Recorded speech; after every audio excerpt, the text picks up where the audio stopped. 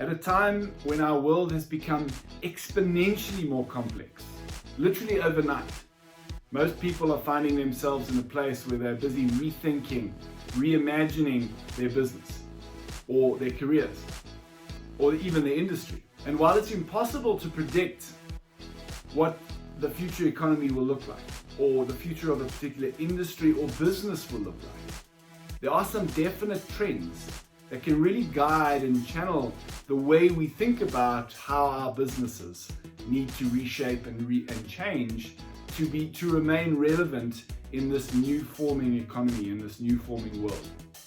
And while not all of these trends will be applicable to each and every business or each and every industry, some of them certainly will be. And if you understand these trends and you start to really think about your business or your career or your industry in relation to how these trends might impact you and might be relevant to you and your business, it can really start to open up new ways of thinking and allow that creativity to flow, and certainly channel us in a direction where we can start to really understand how we need to think differently about our businesses. In understanding some of these emerging trends, it's helpful to understand how, as human beings, our consciousness has evolved through time. And there are really three key phases in this path of human conscious evolution. And these three phases being pre-conventional thinking, conventional thinking, and moving into post-conventional thinking.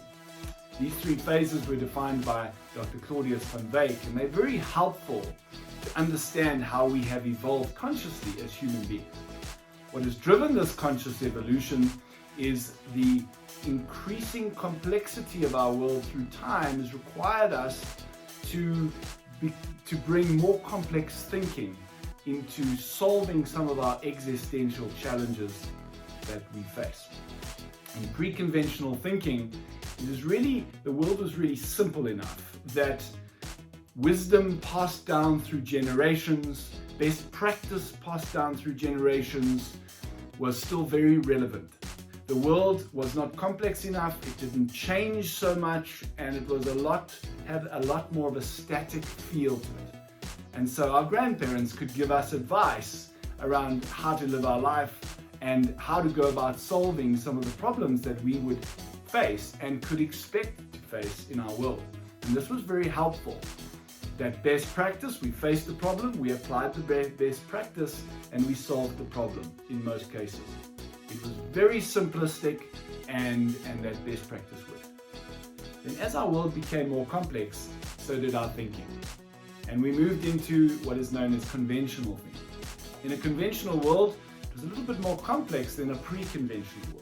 And so we couldn't just, in most cases, apply best practice. We had to first do some sort of analysis to really understand the problem, understand the challenge. But once we had drilled down and understood the challenge, we could apply best practice and it would work. It was still a very linear cause and effect world where if I do this today, this is the outcome that I can expect, and if I do this tomorrow, I'll still get the same outcome.